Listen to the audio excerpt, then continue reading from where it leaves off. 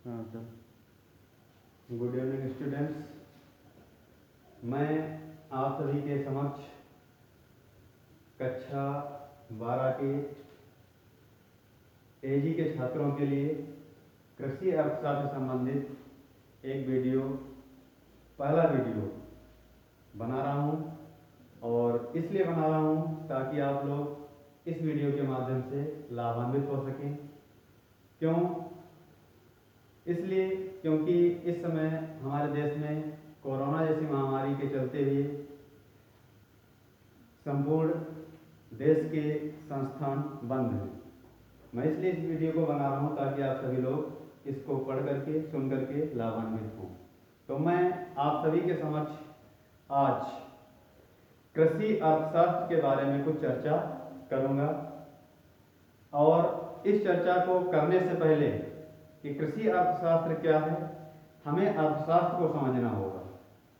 जब तक हम अर्थशास्त्र को नहीं समझेंगे तब तक हम कृषि अर्थशास्त्र को समझ नहीं पाएंगे। तो मेरे प्यारे स्टूडेंट्स, मैं आप सभी को सबसे पहले अर्थशास्त्र के बारे में बताऊंगा कि अर्थशास्त्र क्या है, अर्थशास्त्र किसे कहते हैं, इस पर चर्चा करेंगे। तो आइए देखते हैं अर्थशास्त्र का अर्थ। सबसे पहले आपको अर्थशास्त्र के अर्थ को समझना होगा कि अर्थशास्त्र कैसा विषय है, इसमें हम किन चीज़ों का अध्ययन करते हैं, ये कौन सी चीज़ों का अध्ययन इसके अंतर्गत किया जाता है, किन चीज़ों का अध्ययन इसके अंतर्गत नहीं किया जाता है।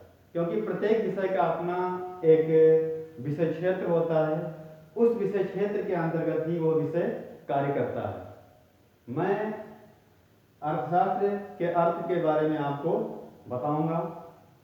अर्थशास्त्र जैसा कि ये दो शब्दों से मिलकर बना है, अर्थ और शास्त्र।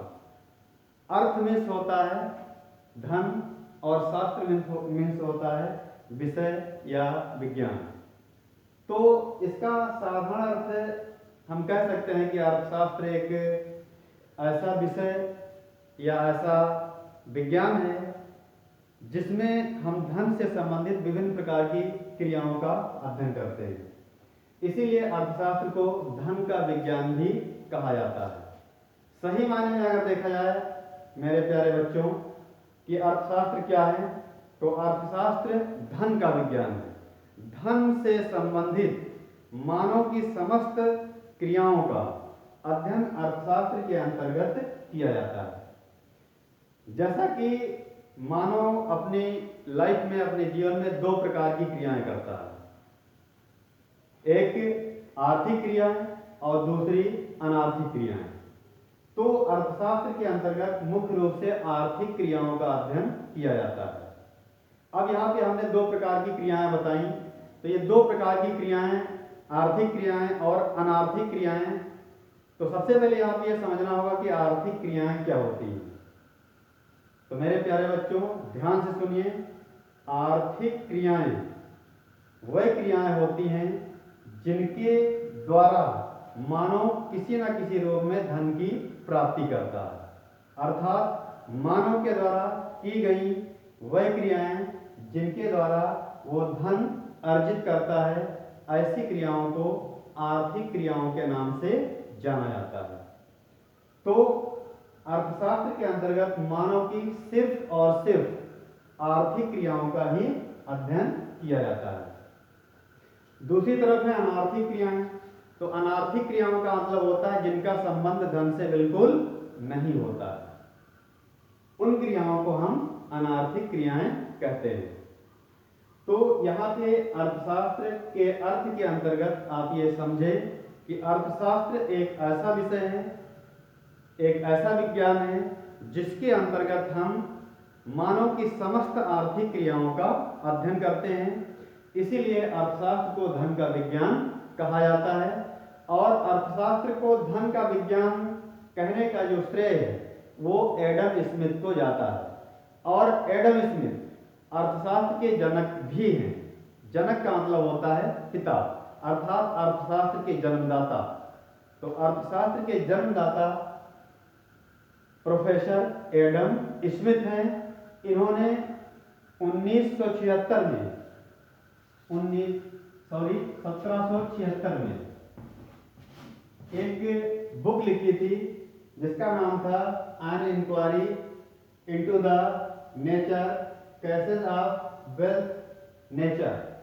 इस बुक के माध्यम से इन्होंने अर्थशास्त्र को जन्म दिया। तो फिर से एक बार 1776 ईस्वी में प्रोफेसर एडम स्मिथ ने एक बुक लिखी और उस बुक के माध्यम से ही अर्थशास्त्र का जन्म हुआ।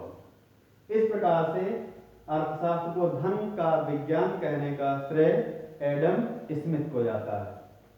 अब यहाँ पे आगे आपको अर्थशास्त्र की विभिन्न परिभाषाओं के बारे में बताना है, अवगत कराएंगे। अर्थशास्त्र की परिभाषाओं का वर्गीकरण, क्योंकि अर्थशास्त्र की परिभाषाओं के वर्गीकरण को अगर हम देखें तो इसके 4 वर्गीकरण यानी 4 भागों में अर्थशास्त्र की परिभाषाओं को बांटा गया है। पहला कौन सा है? धन संबंधी परिभाषा, अर्थात धन यानी उन अर्थशास्त्रियों को इसमें रखा गया जिन्होंने ये बताया कि अर्थशास्त्र धन का विज्ञान है, जैसे एडम स्मिथ, जेबी से। तो ये 2 ऐसे अर्थशास्त्री हैं मुख्य रूप से जिन्होंने अर्थशास्त्र को धन का विज्ञान माना है।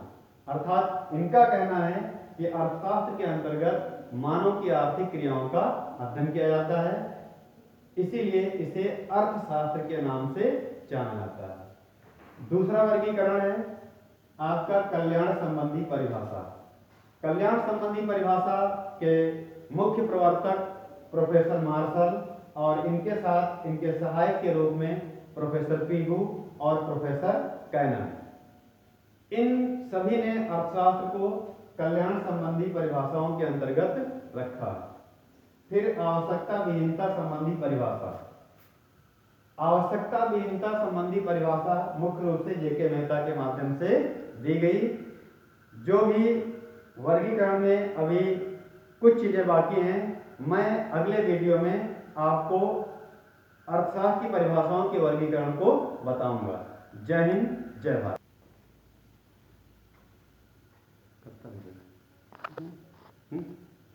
7 मिनट ये पूरी रिकॉर्डिंग हो रहा है।